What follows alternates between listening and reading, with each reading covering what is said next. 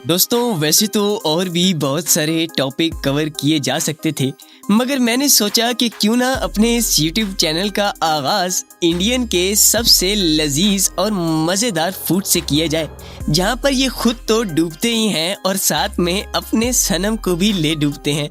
और इनका तो सनम भी इतना बेहिस है जो इनके साथ चिपक कर बैठा हुआ है और आए दिन इनके ठेले पर लाइन लगाकर खड़ा होता है कि आओ भाई मुझे भी अपने साथ डबो दो। कभी यहाँ पर ये चाचा पानी का उपयोग करके इस खाने को लजीज बनाता है, तो कभी ये भाई हाथों से ही बोटियाँ निकाल कर प्लेटों में डालने लगता है। तो चलिए शुरू करते हैं आज की वंडरफुल और सुपर स्टूपर स्टोरी।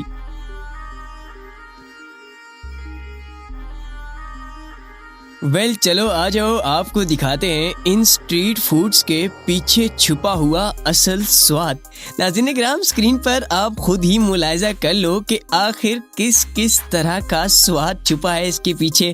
और यहाँ पर ये चाचा बगैर ग्लव्स के ही हाथों से ही पानी पूरी बेच रहा है और कहीं पर ये बंदा इस गंदे पानी से धो रहा है। सॉरी भाई, गंदा पानी नहीं, दर हकीकत में ये सिर्फ गटर का पानी है जिससे ये प्लेटें धो धो कर लोगों को दिए जा रहा है और लोग भी देख रहे हैं और फिर इसके रेडी पर आकर कहते हैं कि भाई जरा एक प्लेट पानी पूरी तो लगाना।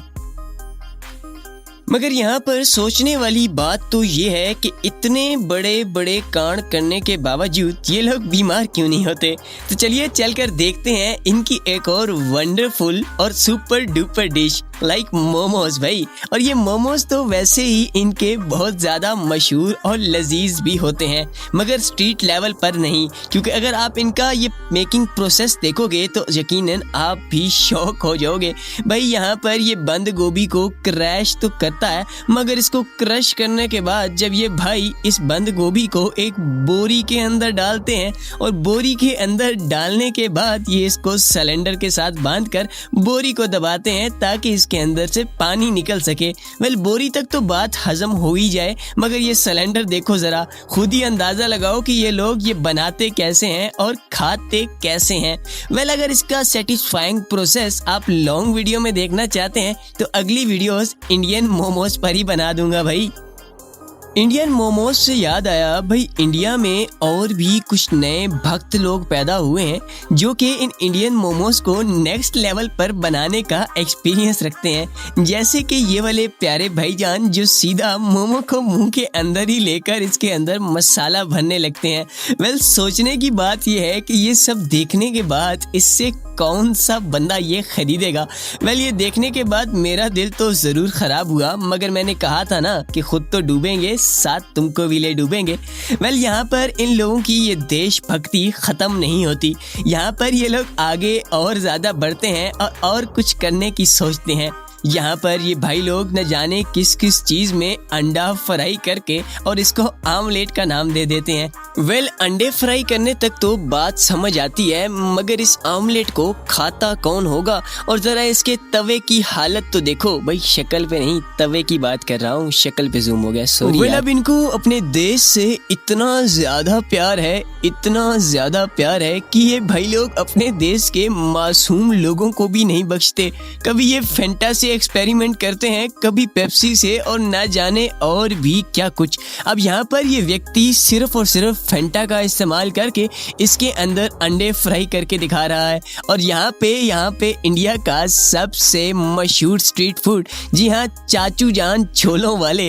और ज़रा इनकी छोलों की रेडी तो देखें भाई, ये रेडी तो नहीं कह सकते, मगर हाँ इसको ये ज़रूर कहेंगे कि गटर के नाले के ऊपर बनाई जाने वाली मामूली सी दुकान, जो कि आज दुनिया की मशहूर तरीन दुकान है। और ये बंदा पूरी दुनिया में पता है किस वजह से वायरल है, सिर्फ और सिर्फ इसकी गंदगी की वजह से। मैं ये सोचता हूँ कि लोग ऐसे लोगों से खाना कैसे लेते होंगे। और फाइनली अब बात करते हैं गर्मियों की सबसे मज़ेदार चीज़, आई मीन सोडे की। दिल तो ख़राब हो रहा होगा ना भाई, मेरा भी हो रहा है, फिर भी वीडियो बना रहा हूँ तो लाइक लाजमी करना। जी हाँ, बात करते हैं the one and only the soda king of India. ये भाईजान इंडिया के सबसे फेमस सोडा बनाते हैं और सिर्फ सोडा नहीं बनाते, जब यहाँ पर ये इनके नींबू निचोड़ते हैं तो नाज़रीन किराम, नींबुओं के साथ साथ ज़रा मशीन मशीन पे लगा हुआ जंग और धूल मट्टी तो देखो, और उसके बाद चलो यार ये बात भी हजम कर लेते हैं, मगर यहाँ पर ये भाई हाथों से इसको निचोड़ रहा है। चलो यार ये बात भी हजम हो गई, मगर जब यहाँ पर ये भाई उसी सोडे को अपने बाजुओं पर मारता है और उसी सोडे को फिर उन्हीं हाथों से उसके अंदर बर्फ तोड़ कर डालता है, और उसी बर्फ वाले सोडे को जब ये खोलता है तो ओह माय गॉड वाला सीन हो जाता है, क्योंकि ये सारा सोडा छत के साथ लगता है और फिर ये भाई मजे से पीता है। वेल, इंडिया में कलाकारों की कमी तो हरगिज नहीं। इस भाई को जब कहीं बाहर हाथ चलाने का मौका नहीं मिलता तो ये अपनी दुकान को ही हाथ चलाने वाली मशीन बना लेता है।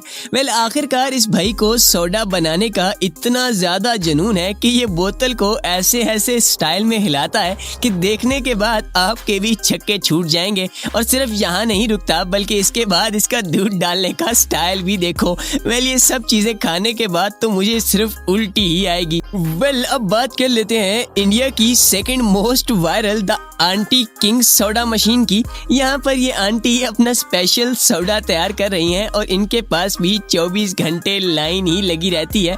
वेल, मैं ये सोचता हूँ कि इंडिया वाले हाइजीन का जरा भी ख्याल नहीं रखते और बाद में कहते हैं कि हमारे पड़ोसी गरीब हैं। तो चलो चलकर बात कर लेते हैं उसी गुर्बत की लड़ाई की, यानी चाय की। नाज़रीन किराम, इंडिया और पाकिस्तान में कोई ऐसा बंदा ही होगा जो कि चाय ना पीता हो। वेल, क्या आप सोच सकते हो कि कोई बंदा चाय बना कर जहाज बन जाए? आई मीन सॉरी यार, मिलियनियर बन जाए।